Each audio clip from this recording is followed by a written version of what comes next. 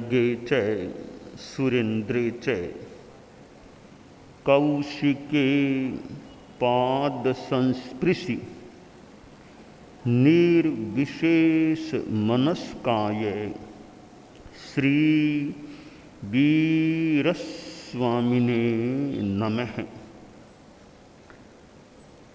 आयारो आगम में कहा गया है, णो णिहिज्ज वीर्यम। आदमी को अपनी शक्ति का गोपन नहीं करना चाहिए। शक्ति का होना भी एक उपलब्धि है। एक दुर्बल आदमी होता है, निर्बल होता है, और एक सबल आदमी होता है। हमारी दुनिया में शारीरिक शक्ति का भी महत्व है और मानसिक शक्ति का भी महत्व है। फिर आध्यात्मिक शक्ति का तो मानो बहुत ही अधिक महत्व होता है।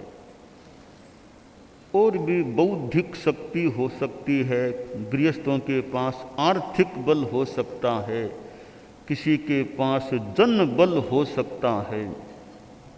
जन बल, धन बल, तन बल, मन बल और वचन बल, किसी के पास वाणी की शक्ति है। इन शक्तियों से भी ऊपर संभवतः अध्यात्म की, धर्म की शक्ति होती है। शक्ति का गोपन मत करो। शक्ति अगर है, पहली बात तो है कि शक्ति मेरे में है या नहीं। नहीं है तो अच्छी शक्ति का विकास करें, और शक्ति उपलब्ध हो जाए तो फिर तीन उसकी स्थितियां हैं। शक्ति का दुरुपयोग, शक्ति का सदुपयोग और शक्ति का अनुपयोग। शक्ति को गलत कार्यों में लगाए, किसी को कष्ट देने में लगाए, पाप कर्म का बंद करने में लगाए, तो वह शक्ति का दुरुपयोग हो जाता है। शक्ति को अच्छे कार्यों में लगाए तो शक्ति का सदुपयोग हो जाता है। और एक आदमी शक्ति है, बस पड़ी है, न दुरुपयोग करता है और न ही सदुपयोग करता है, कोई काम में नहीं लेता शक्ति को, तो वह शक्ति का अनुपयोग होता है, यानी कोई काम में नहीं ली जा रही है। एक हमारे धर्म संघ के आचार्य श्री का आज महाप्रयाण दिवस है।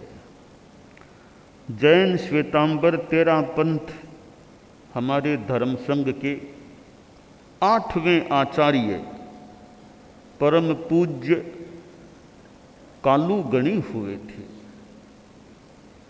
वे राजस्थान में थली छापर से होते थे, ताल छापर।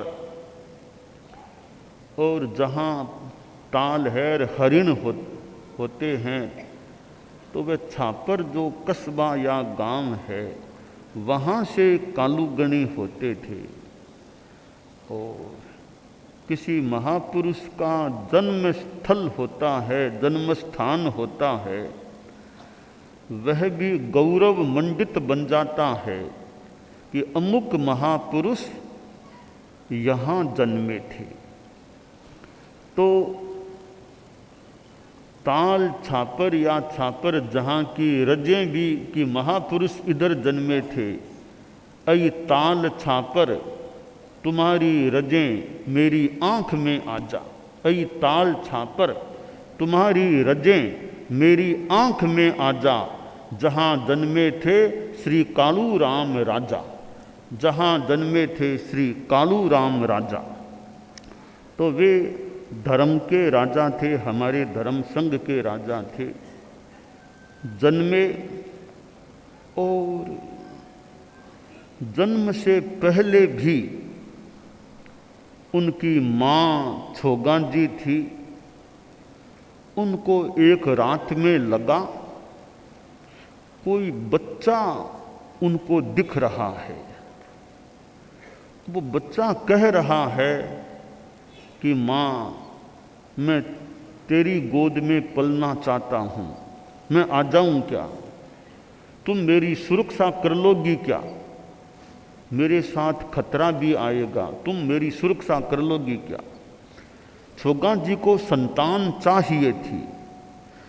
तो छोगा जी बोली, हाँ तू आ जा, मैं तुम्हारी रक्षा, तुम्हारा पालन पोषण करूंगी। थोड़ी सी कोई बात हुई होगी, वो बच्चा अदृश्य हो गया होगा। कुछ समय बाद छोगा जी के एक बच्चा पैदा होता है, पुत्र रत्न उत्पन्न होता है। बच्चा माँ के पास सोया हुआ था, माँ के पास था। लगा कोई प्रेत आत्मा, दैत्य ऐसा कुछ आया है, पर बच्चे को मानो वो उठाना चाहता है। और छोगा जी ने ऐसे मानो पछाड़ा उसको, वो दूर हो गया। यानी बच्चे की, जैसा बच्चे ने कहा मेरी सुरक्षा, बच्चे की सुरक्षा की। तो ऐसे वे कालू गणी जो जन्मे थे, मानो थोड़ा खतरा कोई साथ में था, और माँ का साहस या बच्चे के प्रति प्रेम भाव खतरे को मानो दूर कर दिया। बच्चा कालू, बालक कालू छोटी उम्र में साधु बन गया था। और परम पूज्य मघवा गणी, हमारे धर्म संघ के पंचम आचार्य, उनके पास वह बालक कालू दीक्षित हुआ था और शिक्षित भी हुआ। संस्कृत भाषा के अध्ययन में बहुत अपने आप को मानो अर्पित किया। मघवा गणी के मानो कृपा पात्र एक शिष्य के रूप में मुनि कालू रहा। बाद में जब कुछ वर्षों बाद मघवा गणी का महाप्रयाण हो गया, फिर मानक गणी आचार्य बने, डाल गणी आचार्य बने। तो डाल गणी जो हमारे धर्म संघ के सप्तम आचार्य थे, उन्होंने अपना उत्तराधिकारी मुनि कालू छापर को नियुक्त किया। हालांकि गुप्त रूप में नियुक्त किया, प्रगट में घोषणा नहीं की कि यह साधु मेरा उत्तराधिकारी है। गुप्त रूप में पत्र लिखा रहा और डालगणी के महाप्रयाण के बाद उस पत्र के आधार पर मुनि कालू छापर को आचार्य पद पर आरूढ़ किया गया। कालूगणी अष्टम आचार्य बने। उनका जन्म हुआ था विक्रम संवत 1933 फाल्गुन शुक्ला द्वितीया, फाल्गुन शुक्ला दूज, और वे आचार्य बने थे विक्रम संवत 1966। यही भाद्रव महीना और पूर्णिमा को उनका पट्टोत्सव हुआ। आचार्य पद पर वे विधिवत आरूढ़ हुए थे। और एक युवा अवस्था के यानी करीब 33 वर्ष की उम्र में वे हमारे धर्म संघ के अधिराज अनुशास्ता आचार्य बने। विक्रम संवत 66। जन्म में तो 2 तीये आ गए, आचार्य पदारोहण में 2 छक्के आ गए। तीया और 2 तीये, उधर 2 छक्के। 33 विक्रम संवत का जन्म है। करीब 33 वर्षों की उम्र में वे आचार्य श्री बन गए थे। और अपने ढंग से करीब 27 वर्षों का उनका आचार्य काल रहा। उनके पास अनेक व्यक्ति दीक्षित हुए। आचार्य श्री तुलसी उन्हीं के पास दीक्षित हुए थे। आचार्य श्री महाप्रज्ञ जी भी कालुगणी के पास ही दीक्षित हुए थे। यों उनके अनेक शिष्यों में ये दो उनके शिष्य हमारे धर्म संघ के यानी उनके बाद आचार्य तुलसी आचार्य बने और आचार्य तुलसी ने आचार्य पद परित्यक्त किया, फिर आचार्य महाप्रज्ञ जी आचार्य बने। दो आचार्यों के यानी दीक्षा देने वाले उनके दीक्षा दाता भी कालुगणी थे। कालुगणी ने अपने आचार्य काल में एक चतुर्मास राजस्थान से बाहर यानी हरियाणा में किया था, भिवानी में किया था, विक्रम संवत 1977 का। बाकी उनके सारे चतुर्मास राजस्थान में ही हुए थे। मर्यादा महोत्सवों में उन्होंने एक मर्यादा महोत्सव ओनली एक राजस्थान के बाहर किया, वो मालवा मध्य प्रदेश में किया था, बड़नगर में किया था। बाकी उनके सारे मर्यादा महोत्सव राजस्थान में ही हुए थे। यानी वे ज़्यादा राजस्थान में ही रहे थे। यूँ हरियाणा जैसे चौमासा हुआ, ज़्यादा उनका प्रवास, उनका बिहार क्षेत्र वह राजस्थान ही रहा था। हमारे धर्म संघ में संस्कृत भाषा के विकास में भी परम पूज्य कालुगणी का योगदान है और उनका अंतिम चतुर्मास विक्रम संवत 1993 का मेवाड़ में गंगापुर में हुआ। यानी मालवा की यात्रा करके वे मेवाड़ पधारे थे और मेवाड़ में गंगापुर चतुर्मास निर्धारित था होना था, वहाँ पधार गए। शरीर में कठिनाई हो गई थी, फिर भी गंगापुर पधार गए और गंगापुर में और शरीर की संभवतः गिरावट हुई। वे काफ़ी लगता है मनोबली आचार्य श्री थे, अपने नियम में और में अच्छे पक्के यूँ जागरूक हिम्मत वाले साहस वाले आचार्य श्री थे, ऐसा लगता है स्वास्थ्य के संदर्भ में।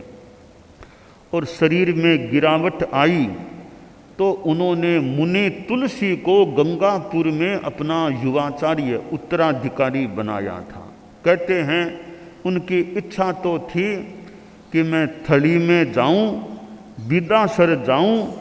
विदासर में उनकी माताजी जो साध्वी जी थी, छोगा जी, वो थी कि उनके पास में मैं अपना युवाचार्य बनाऊं।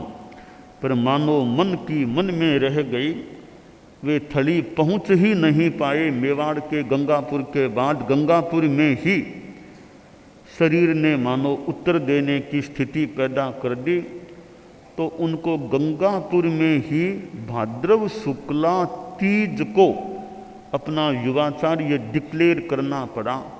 और तीज के बाद यह छठ आती है, संवत्सरी भगवती, फिर छठ आती है। और छठ के सायंकाल वे उनके उत्तराधिकारी भी पास में ही थे, मुनि युवाचार्य तुलसी। और वे उन्होंने कहा, मगन मुनि मगनलाल जी स्वामी तो कहाँ क्या आ गए क्या, जो भी तो सूचना दी गई होगी। मगनलाल स्वामी बहुत तेज गति से आए और कहा मगन का मैं आ गया हूँ, मगन हाजिर है।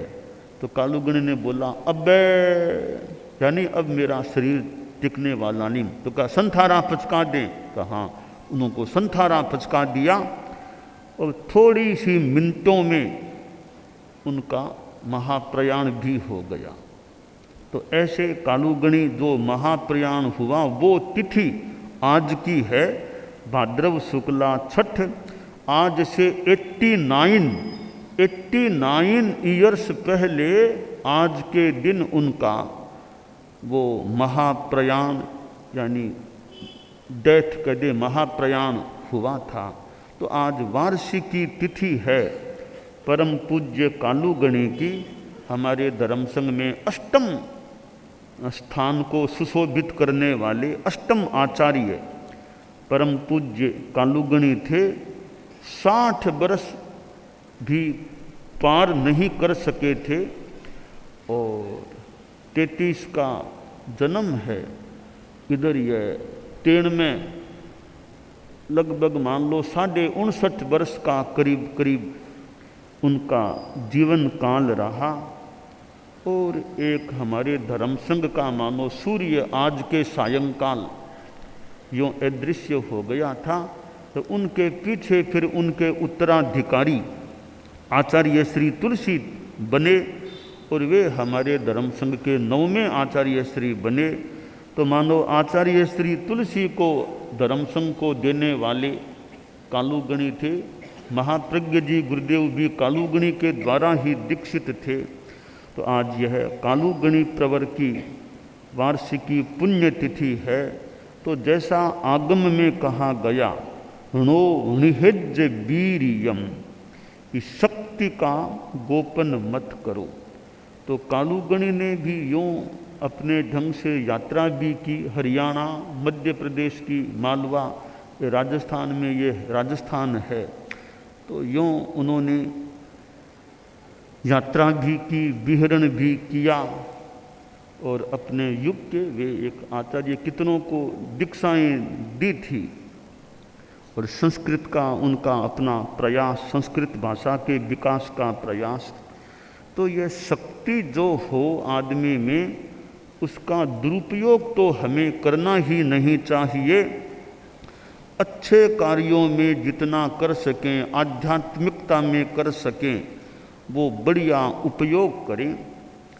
संस्कृत का एक श्लोक है, विद्या विवादाय धनम मदाय शक्ति ही परेशान परिपीडनाय खलस्य साधो विपरीत में तज ज्ञानाय दानाय च रक्षणाय। एक दुर्जन आदमी एक सज्जन आदमी दोनों के पास शक्ति हो सकती है। दुर्जन शक्ति का दुरुपयोग कर लेता है, कर सकता है, और सज्जन शक्ति का सदुपयोग करता है, कर सकता है। हम सिद्ध योगी आचार्य श्री महाप्रज्ञ से प्रेक्षा ध्यान का एक प्रयोग करें। आपको एक प्रयोग कराया जा रहे हैं श्वास प्रेक्षा का। 5 सेकंड में श्वास लेना है, 5 सेकंड भीतर रोकना है और 5 सेकंड रेचन करना है और 5 सेकंड बाहर रोकना है। इस प्रकार 20 सेकंड में एक श्वास। सावधान रहे, श्वास भरे, भीतर रोके, रेचन करे, बाहर रोके, श्वास भरे, भीतर रोके, रेचन करे, बाहर रोके, श्वास भरे, भीतर रोके, रेचन करे, बाहर रोके, श्वास भरे, भीतर रोके, रेचन करे, बाहर रोके, श्वास भरे, भीतर रोके, रेचन करे, बाहर रोके, श्वास भरे, भीतर रोके, रेचन करे, बाहर रोके, श्वास भरे। प्रयोग संपन्न। तो ये ध्यान के बहुत छोटे प्रयोग कराए हैं और इनका स्वयं बार बार अभ्यास करें तो एक अच्छा अभ्यास हो सकता है। ओम आत्मा।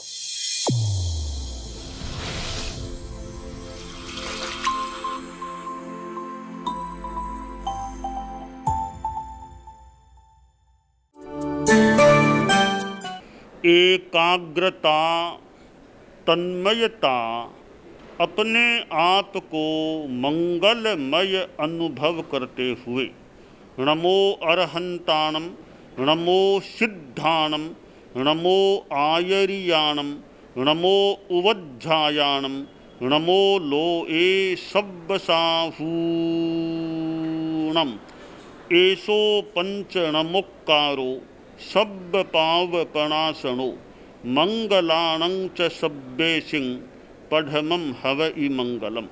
चत्तारि मंगलम, अरहंता मंगलम, सिद्धा मंगलम, साहू मंगलम, केवलिपन्नत्तो धम्मो मंगलम।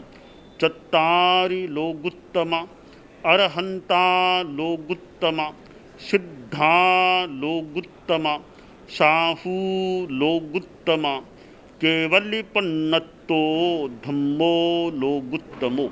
चत्तारि शरणं पवज्जामि, अरहन्ते शरणं पवज्जामि, सिद्धे शरणं पवज्जामि, साहू शरणं पवज्जामि, केवलिपन्नत्तं धम्मं शरणं पवज्जामि। धम्मो मंगलमुक्किट्ठम् अहिंसा संजमो तवो देवावितं नमंसन्ति जस्य धम्मे सयामणो। च इत्ता भारहं वासं चक्रवट्टी महिद्धियो सन्ति सन्ति करेलोए पत्तो गइमणुत्तरम्। देवदानव गंधर्वा जख रक्षस किन्नरा बंभयारिं नमंसन्ति दुक्करं जे करन्ति तम्।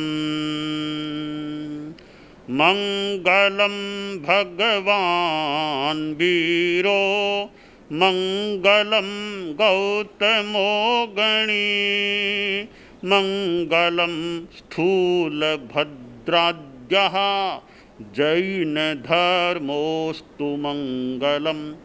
मंगलं मतिमान् भिक्षुः मंगलं भारमल्लकः मंगलं रायचन्द्राद्या मंगलं तुलसी गुरुः महाप्रज्ञोऽस्तु मंगलम्। तेरा पंथोऽस्तु मंगलम्।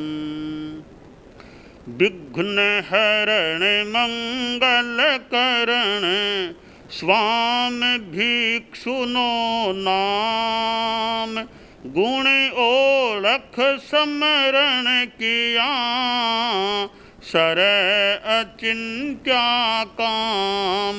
विघ्नहरण मंगलकरण स्वामी भिक्षुनो नाम गुण ओळख समरण किया सर अचिंत्या काम। विघ्नहरण मंगलकरण स्वामी भिक्षुनो नाम गुण ओळख समरण किया सर अचिंत्या काम। सर अचिंत्या काम, सर अचिंत्या काम। एक दिवसीय त्याग आज के लिए धारणानुसार त्याग है।